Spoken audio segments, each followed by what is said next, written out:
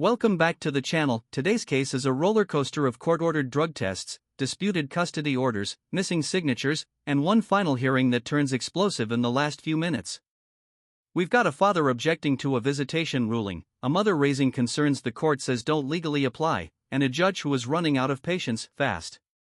As this tense hearing unfolds, pay close attention to how the court handles objections, clarifies obligations, and delivers a final warning that shocks the entire virtual courtroom.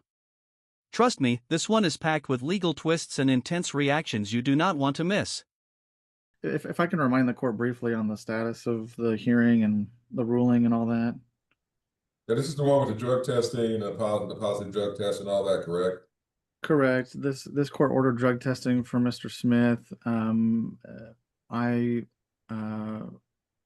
paid it. I'm going to submit a voucher to the county and then for that amount, and then to be reimbursed. And then you had ordered Mr. Smith to reimburse the county in the amount of $299 for that, plus court costs, which the district clerk informed me are $443 for this case. Okay, well, let's get this officially on the record, and now the party are present, correct?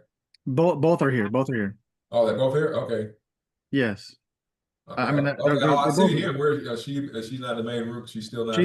She has the blue. She has the blue square. Miss. Oh, okay. Miss. I don't know what it is. Miss Canaba and Mr. Smith. Are y'all there? Yes. Okay. Right here is where the judge formally opens the record. This might feel procedural, but it's a critical moment. Once the record is officially opened, every statement, objection, hesitation, or slip-up becomes part of the permanent case file. Notice how the judge immediately checks for party presence. In virtual hearings, a simple technical glitch, like one participant appearing in a separate breakout room, can delay or derail an entire proceeding. The judge's tone is calm, but you can already sense he's preparing for a structured, no-nonsense review of the final order. Yes. Okay. Yes, sir. We are here. All right, let's get it on the record then. So at this time, we're on Bell County Calls number 24 DFAM 349967 in the interest of Canaba minor child. Non-custodial party is Dalton Lee Smith. Custodial party is Mia Canaba.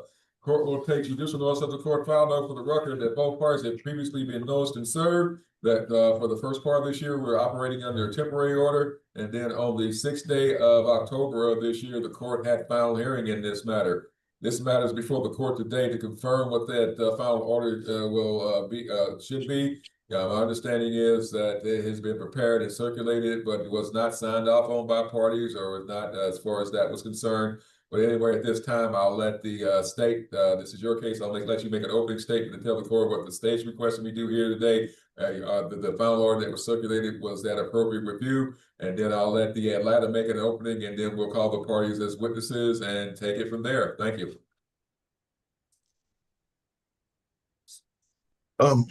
Thank you, Judge. And state is in agreement with the ad litem and the order that he had circulated previously as he had described it to the court.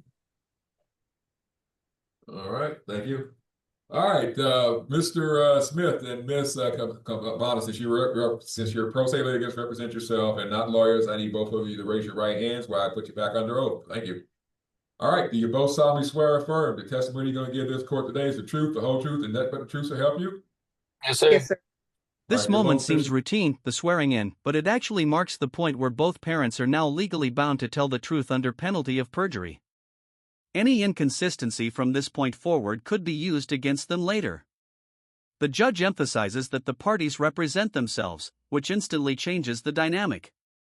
Without attorneys, every statement they make is unscripted and vulnerable to misunderstanding. This is why judges clarify questions so often. One wrong answer can completely shift a ruling. Yes, sir. Yes, sir. All right, you're both officially in the oath, and I'll let the state go ahead. I'll let the Atlanta go ahead and confirm whether or not you're in agreement with the order, and then the court will make a ruling on whether or not the court will just go ahead and assign the order as represented by the Atlanta. So at this time, you may proceed, Mr. Bramhall. Thank you. So I don't believe I can share. Don't even share it. If you send it to everybody, they got a copy. Just confirm they got their copies and whether or not they're in agreement with it. All right, that's all you need to do, sir. Thank you. Okay, and I did have two questions for the court about issues related to the order myself. But the order that was circulated I'll start with Miss Canaba. Can you hear me? Or Yes. am I saying her name right? Canaba or Canaba? It doesn't matter. Canaba is the Spanish and Canaba is the English way. In other words, the inappropriate version of the name, okay? Okay. But anglicized, okay. I sent out a copy of this order to both of y'all by email. Did you get a chance to? Well, first off, did you receive the email? Yes. Okay, and the order as I've sent it out is 19 pages. Did you have a chance to review that? Yes. And it addresses all of the rulings from the court that were made at the final hearing on October the 6th. Is that your understanding? Yes. Do you have any questions about any of the contents of the order Mm, or any disagreements with the order? no, not that I can think of. No. Okay, so regarding the entry of this order, you're not opposed to it being entered as the final order, is that correct? I'm not really understanding. Do you have any legal opposition to this order as it has been presented and drafted? As in him getting possession to Harper, or Okay, here's the deal, ma'am. His question is, I know you're not a lawyer, and that was a lawyer question, but I have a copy of the final order that's been proposed to be entered at this time. Is there a legal reason why the court should not sign off on this order as is, ma'am? That Litem says he might have something to clarify here in a moment, but as it stands right now, do you have a legal objection to the court signing the order? Here's where things get interesting. When asked whether she has a legal objection to the final order, the mother raises neglect, but the judge immediately points out that neglect was never part of any ruling in this case. This is a critical legal distinction. Court orders can only reflect what was actually ruled on, not what a party feels should have been ruled. The mother's concern may be emotionally valid, but legally, it isn't relevant unless evidence was presented during the trial. just her being neglected, but other than that, nothing else. Okay, ma'am, that really not, there's nothing to order about neglect, so, in any of my court orders, so I'm not sure what you're Well, I talking about. wouldn't like the state to sign it if we don't get this through to y'all, but my answer is no. All right, thank you. All right, Mr. Grimall, you may proceed. And Judge, I just want to make sure that you have the order. There were two versions that were sent out. You have the order that on page 5, it has the possession and access with the definition in parentheses on the second line. Is that right? All right. Possession and access. And it should define the Saturdays in parentheses in the second line. Is that the version you have? Yes, it is. Okay, good. Okay. All right. So we're looking at the same one. Okay. I will call Mr. Smith then. Mr. Smith, can you hear me? Yes, sir. All right. And I sent this order to you as well. Did you receive the email? Yes, sir. And did you have a chance to review it and take a look at it? Yes, sir. Are you are you in agreement or opposed to the court entering this order? I'm opposed to it for the visitation side. Okay. And please elaborate your objection. All right, here's the deal. Wait, stop. Here's the deal, guys.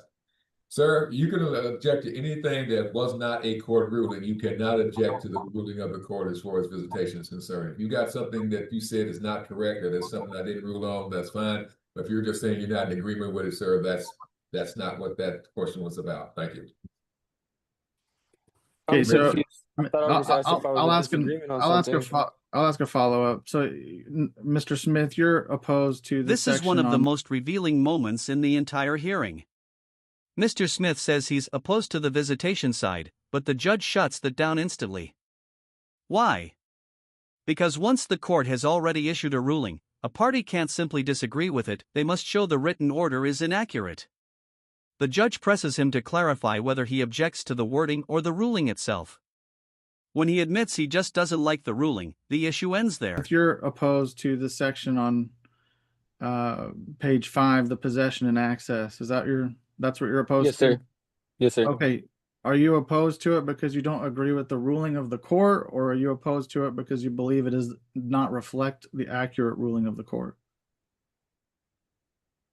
I'm opposed. I just opposed to the ruling, I guess. Okay. But given what the ruling of the court was, do you believe the language as contained in these paragraphs reflects that ruling?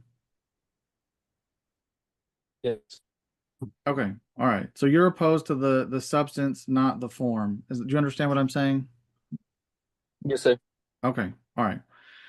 Okay. Anything else in the order that you're opposed to or find objection to? No, sir. Okay. Now I have a follow-up question for you specifically regarding court costs on page 14 at the bottom. You were ordered by this court to pay court costs in 2 specific amounts. Number 1 is the normal court costs, and the second one is drug testing reimbursement court costs. Do you understand that? Yes, sir. Okay. And you were supposed to have paid those or had the payment ready by last week on the 30th. Do you have the payment for court costs with you? I have both the money orders at home. I didn't bring them to work. I forgot. I wake Okay. up really early. Okay, so you're telling the court that you have 2 money orders, one for $443 and one for $299 ready to send to the court? Yes, sir. I have the other one as $300 for the change, but yes, sir. Okay, all right. Real quick, sir, real quick. Where do you live, sir? I live in Cleveland, Texas. Okay, then. All right, then. I normally like people when they're dealing with money orders, if they live locally, bring it in and then get your receipt directly from the clerk. That way, you know there's no way that can go wrong. Okay. But since Yes, sir. you're out of town, you can go ahead and mail it in. But I'll let this. And if you have any questions Court about costs that, may seem minor in a custody case, but they're actually a powerful enforcement tool. The judge in ad litem repeatedly stressed the importance of paying the drug test reimbursement and filing fees. Why? Because failure to pay can be used later as evidence of non-compliance, something that courts take very seriously. Notice how carefully the court avoids the postal system, preferring direct delivery through the ad litem. This ensures no mistakes, no delays, and no excuses. The court is clearly tracking every dollar to confirm Mr. Smith follows through. and if you have any questions about that, you can get with the ad litem later. You may This proceed. is Yes, sir. Yes, Judge, this is a question I had for the court as well. About this particular section, you had Mr. Smith logged out of his final hearing and was not present for the rendition of the final ruling. And this court instructed me to talk to him about the ruling specifically about the court cost provisions and the necessity of them being paid and the importance of them being paid and so on. Did the court want me to be the middleman on? Let's do it that way. Yeah. Okay. That way, I hate the United. I'm sorry. I do not hate the United States mail. I just don't like sending things, money orders and things like that through the mail because the clerk's office may get it wrong. Some of the mailer may get it wrong. There's too many steps in there. So, sir, I'll have you forward those directly to Mr. Bremhall. He will personally take them next time he's at the courthouse down and deposit them into the registry of the court and send you a receipt for such. All right. Yes, Okay. sir. Okay, Right, that's yeah. what that was my question because Oh, I know yeah. this court wanted to make sure that those got paid. So Yes, sir. I can send a prepaid stamped envelope to Mr. Smith, and then he can return the money orders to me in said envelope, and within a day of receiving such, and then I will take the money orders and make sure the court costs are paid for this case using those money orders. All right, good enough. Thank you. Next question, then, sir. You may proceed with your next question, Mr. Bremhall. Okay. My final, so Mr. Smith was regarding anything else. So in this order, it has your address listed on West Country Road in Cleburne. Is that correct? Yes, sir. Okay, it has not changed. And No, if I sir. if I send you a self-addressed stamped envelope to that, you will get it. Is that correct? Yes, sir. Okay, is that a PO box like attached to your house, or is that like a mailbox in front of your house, or is it a It's a, PO it's box? a, it's a, it's like a PO box, but it's not a PO box. It's a community Is it mailbox up there by the office. Yeah, is it okay. okay? Is it locked? I guess what is what I'm asking. You have Yes, to sir. unlock Yes, it. sir. It's locked. Okay, okay. I just want to make sure no one will tamper with the mail. Okay, all right. Um, okay.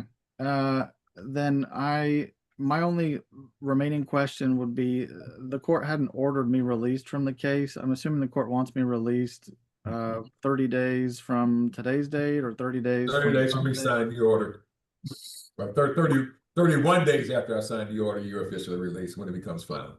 Here, Okay, Mr. and- Smith brings up something many litigants do at the end of a hearing. He suggests hiring an attorney to bring all this back due to how the case was handled.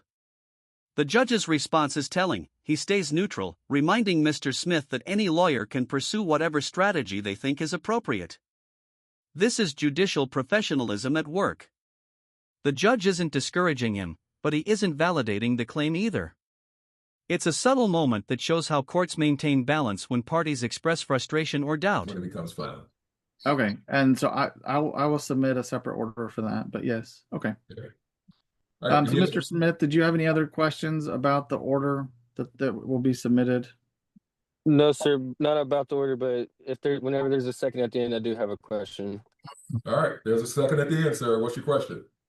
I'm looking into counsel. I'm getting a retainer fee put together. Doing that, I can talk to them about, bringing all this back because of the way all this was handled. Sir, you can talk to any lawyer you wish, and you and your lawyer can strategize anything you think is appropriate, sir. All right, yeah. Yes, sir. Thank you. No two lawyers are going to do everything exactly the same, sir. So that's why I got to be real general, because it just depends on who you hire and what y'all figure out what y'all want to try to do. All right. Okay, Yes, Judge. sir. Judge, my final question would be for the court. Does the court want to sign the order that it has in front of it, or would you prefer that it get e-filed so you can sign via e-filing? I'm gonna go ahead and sign the one I've got here, and hopefully they don't throw a fit at the clerk's office about it. Okay. No, it needs to be e-filed, Mr. Brimhall. Okay, they're gonna throw it. Belinda's polite way of telling me, yeah, the clerk's gonna throw a fit. Okay, I will e-file the order that I circulated and that you have in front of you. I will e-file it as soon as we log off of court today. Did you want it to be circulated for signatures or just submitted? Just for me. Okay, I will submit it with no signatures just for you. Okay, and I'll note that we had a hearing. I tell you what, do a separate order attaching, that the court granted the motion for entry of order. Okay. Okay. All right. I'll submit those separate. I'll submit each order separately so that there's a fresh order, final order in the file. All right. Good enough. Thank you. All right, everybody. Thank y'all all very much. Everybody have a good New Year and a Merry Christmas, and take care, folks. And I'm gonna may the parties be excused at this point. Then, Mr. Brimhall and Mr. Gwynn. I believe so, Mr. Smith. I'll be in touch with you by physical mail and by email.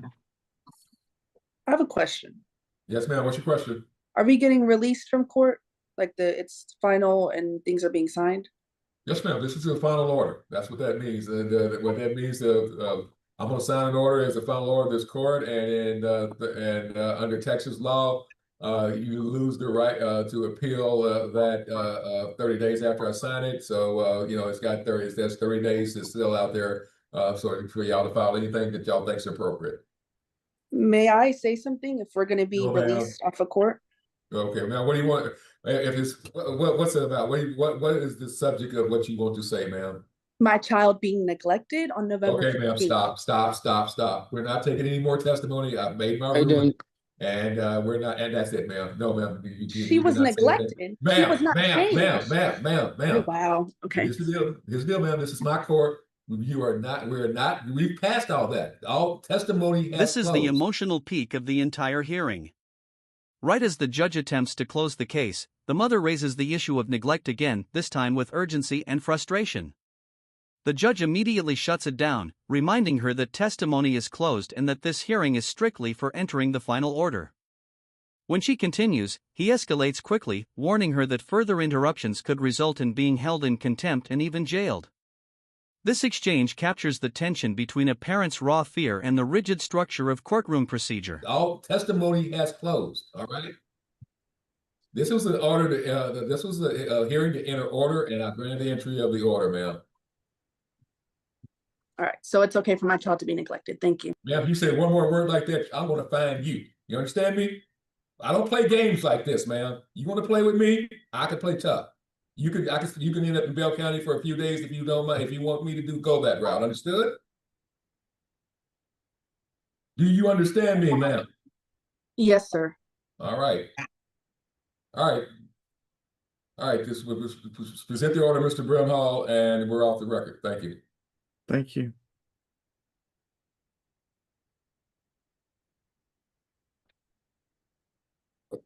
Are we free to go, Your Honor? Yeah. I'm free to go, and I'll sign your order as soon as Mr. Brimhall sends it over. Thank you. Yes, sir. Thank you.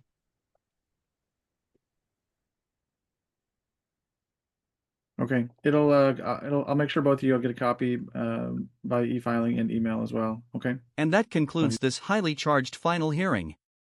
Legally, the court confirmed the accuracy of the drafted final order, clarified both parties' obligations, and established firm deadlines for payment of court costs and drug test reimbursement. The judge also confirmed that both parties have 30 days to appeal once the order is signed. Emotionally, the case revealed the deep frustrations felt by both parents, tension over visitation, concerns about neglect, and uncertainty about the future. Moments like these remind us how demanding family court can be, and how vital it is to understand the legal process before stepping in. If you found this case as shocking as we did, make sure to hit that like button, share your thoughts in the comments, and don't forget to subscribe for more jaw-dropping courtroom breakdowns. Email as well. Okay. Oh, he's gone. Here he left. All right.